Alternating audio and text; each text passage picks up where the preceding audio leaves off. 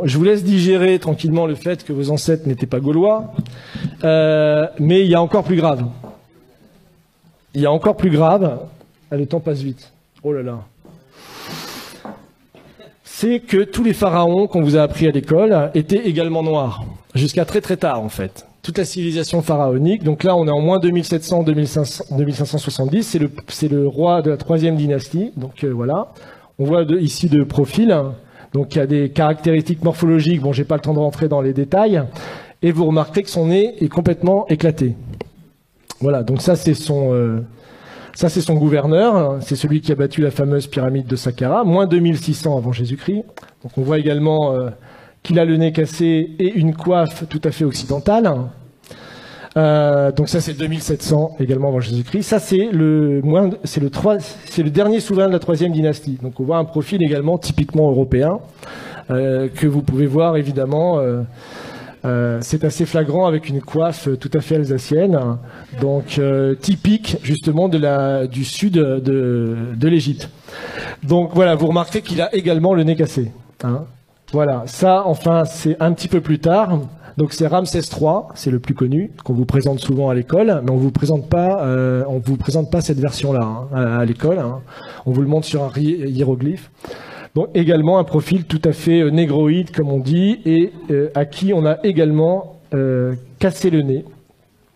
Par contre, ce qui est marrant, c'est que j'ai mis la source de Wikipédia, parce que Wikipédia, malgré qu'ils utilisent un langage, comme vous pouvez le voir, extrêmement évolué, hein, l'analyse génétique montre que Ramsès III est l'homme E, probablement père et fils, et qu'ils appartiennent tous deux à l'aplogroupe du chromosome YE1B1A13, et que l'on trouve principalement en Afrique subsaharienne. Voilà. Vous avez bien mélangé le tout, mais bon, il est d'Afrique noire, hein, mais il ne faut pas le dire comme ça. Donc voilà, donc là on est quand même en 1186 hein, avant Jésus-Christ. Donc là c'est les Égyptiens tels qu'ils se représentent, c'est également dans la tombe de Ramsès III que vous pouvez visiter en allant dans la vallée des rois. Donc 1200 avant Jésus-Christ montre que les Égyptiens, voilà ça c'est l'Égyptien, ça veut dire Égyptien et qui se représente comme ça ici, hop. Voilà, l'Égyptien vu par lui-même, donc voilà, ça c'est 1200 avant Jésus-Christ. Donc imaginez un petit peu.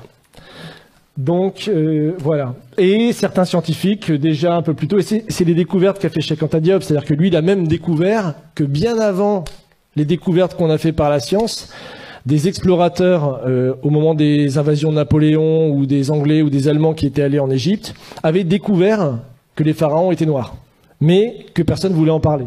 Donc lui, c'est Lepsius, c'est le fondateur de l'égyptologie en Allemagne, et il dit, voilà, tout simplement, bon, c'est une citation de son livre, hein, que vous pouvez trouver sur Internet, là où on s'attendait à voir un Égyptien, bizarre, on trouve un nègre authentique, tout à fait original.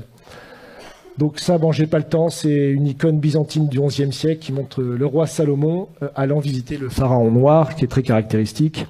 Et dans le Cantique des Cantiques, pour ceux qui connaissent la Bible, vous connaissez ce passage, je suis noire et pourtant belle, fille de Jérusalem, comme les temples de Kédar, les pavillons de Salomon.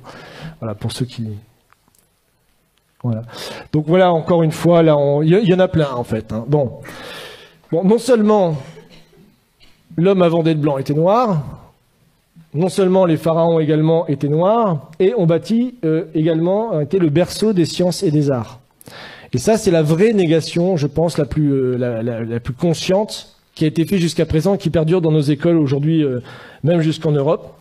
Donc, puisque vous avez là également dans une des tombes, 2000 ans avant la balance d'Archimède, hein, le système de balance avec des curseurs hein, afin de déplacer le centre d'inertie. Donc, vous avez là tout simplement le point de levier et ici ce qu'on appelle... le principe d'Archimède qui disait pour soulever la terre, donnez-moi un point d'appui, qu'il a rédigé dans un traité, évidemment, 2000 ans plus tard, enfin 1500 ans plus tard, et en disant que c'était sa découverte et que c'était lui qui avait découvert toutes ces sciences géométriques.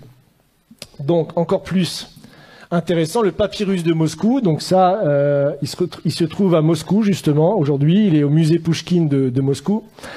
Et en fait, c'est les papyrus qui prouvent toutes les découvertes géométriques qui ont été faites par l'Égypte noire pharaonique, justement, entre moins 1500 et moins 3000 avant Jésus-Christ. Donc là, vous avez par exemple la pyramide tronquée, vous avez le calcul de la demi-sphère, vous avez Pythagore, vous avez le calcul des ellipses, Vous avez ça aussi, là c'est l'autre papyrus de Rhind. Donc vous avez ici donc, le théorème de Thalès. Donc, ça vous trouvez aussi dans des tombes, dans le papyrus. Donc ici, et Thalès lui-même a avoué qu'il avait fait sa découverte en Égypte. Hein. Qu'il avait lui-même fait sa découverte en Égypte. Mais il n'a pas dit que c'était les prêtres égyptiens qui lui avaient enseigné justement cette chose-là. Donc ils se sont tout accaparés. Donc là, ils ont même été jusqu'à calculer des coniques. On retrouve des études de coniques, bon ça c'est pour les matheux, qui sont soi-disant attribuées beaucoup plus tard, plus de 3000 ans plus tard. Le calcul de l'ellipse, de la demi-sphère, toutes ces choses-là ont été découvertes déjà avant moins 2000 par les Égyptiens à l'époque. Donc, encore plus fou, c'est que les pyramides ont été faites, elles, encore plus tôt. Donc c'est 2600 pour la pyramide, je crois que j'ai les dates ici. J'ai encore un peu de temps. Oui. Donc ça c'est la pyramide de Khéops qui a été faite en 2500 avant Jésus-Christ. Donc il nécessite des niveaux de science extrêmement aboutis puisque la base de la pyramide est horizontale à 20 mm près. Vous imaginez déjà les calculs qu'il fallait faire. Et pour obtenir un carré parfait de la pyramide, c'est seulement 0,05% d'erreurs qui ont été faites. Aujourd'hui encore, moi j'ai lu des thèses qui datent de 1970 qui vous prouvent qu'il est impossible que les Égyptiens aient construit les pyramides. Il y a des thèses qui sont écrites là-dessus jusque dans les années 70. J'ai même une citation là, qui est sur un site de vulgarisation scientifique. Ils ont des dizaines de milliers d'abonnés. C'est vraiment une chaîne YouTube et tout ça qui est très bien. Et vous pouvez lire que, sachant que les mathématiques, la géométrie et autres sciences nécessaires à de tels résultats n'existaient pas dans l'Égypte ancienne, en tout cas pas sous une forme élaborée, Pythagore évidemment ne naîtra que 1000 ans plus tard, comment les Égyptiens sont-ils parvenus à un tel degré de perfection? Pas de révélation évidemment dans ce site, mais rassurez-vous, les égyptologues continuent de chercher. Donc ça, c'est publié en 2015. Vous imaginez. Donc ça, c'est pour vous montrer les dates justement des grands découvreurs qu'on apprend à l'école. Donc le théorème de Pythagore, Thalès, le théorème de Thalès, évidemment, puis d'autres scientifiques ont travaillé sur les coniques ou Archimède. Donc voilà. Enfin, pour finir, ça c'est une image peinte du Sphinx à l'époque de Napoléon par quelqu'un qui s'appelle Vivant Denon et donc qui est assez caractéristique, comme vous pouvez le voir, de la race négroïde des Égyptiens. Donc ça, c'était publié à l'époque et lui-même disait, je vous cite, « Je n'eus que le temps d'observer le Sphinx qui mérite d'être dessiné avec le soin le plus scrupuleux et qui ne l'a jamais été de cette manière. Quoique ses proportions soient colossales, les contours qui en sont conservés sont aussi souples que purs. L'expression de la tête est douce, gracieuse et tranquille. Le caractère en est africain, mais la bouche dont les lèvres sont épaisses a une mollesse dans le mouvement et une finesse d'exécution vraiment admirable. C'est de la chair et de la vie. Quant au caractère de leur figure humaine, n'empruntant rien des autres nations, ils ont copié leur propre nature, qui était plus gracieuse que belle. En tout le caractère africain, dont le nègre à la charge est peut-être le principe. » Donc ça, le Sphinx, je vous rappelle, c'est en même temps que les pyramides, hein, c'est 2600 avant Jésus-Christ. C'est d'ailleurs jusque la basilique Saint-Pierre de Rome, je crois que c'est plus grand que la basilique Saint-Pierre de Rome encore aujourd'hui, et c'est encore aujourd'hui la plus grande sculpture réalisée sur un seul bloc, 2600 ans avant Jésus-Christ. Donc c'est encore une prouesse scientifique qu'on ne sait pas expliquer aujourd'hui. Hein.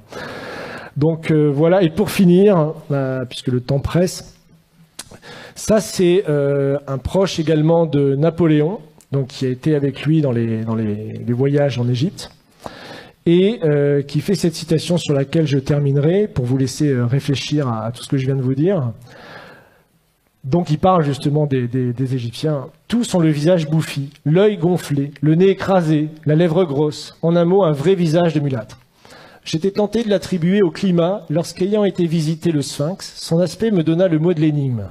En voyant cette tête caractéristique du nègre dans tous ses traits, je me rappelais ce passage remarquable d'Hérodote où il dit « Pour moi, j'estime que les Colches sont une colonie des Égyptiens, parce que comme eux, ils ont la peau noire et les cheveux crépus. » C'est-à-dire que les anciens Égyptiens étaient de vrais nègres. Mais en revenant à l'Égypte, le fait qu'elle rend à l'histoire offre bien des réflexions à la philosophie. Quel sujet de méditation de voir la barbarie et l'ignorance actuelle des Coptes, issus de l'alliance du génie profond des Égyptiens et de l'esprit brillant des Grecs, de penser que cette race noire, aujourd'hui notre esclave, est l'objet de nos mépris, et celle-là même à qui nous devons nos arts, nos sciences et jusqu'à l'usage de la parole. Imaginez enfin que c'est au milieu des peuples qui se disent les amis de la liberté et de l'humanité que l'on a sanctionné le plus barbare des esclavages, est mis en problème si les hommes noirs ont une intelligence de l'espèce de celle des hommes blancs. Donc ça, c'est tout le débat de l'époque pour savoir si puisque c'est la période de l'esclavage, on réhabilite l'esclavage, qui sera réaboli que plus tard en 1848. Donc on voit que le débat a été posé et la vraie découverte de Cheikh Anta Diop, c'est de montrer même que ces découvertes à lui étaient déjà connues à une époque, mais qu'elles ont été passées pendant plus de 200 ans, jusqu'à la période de Cheikh Anta Diop, sous silence. Personne ne connaissait ces citations. Donc voilà.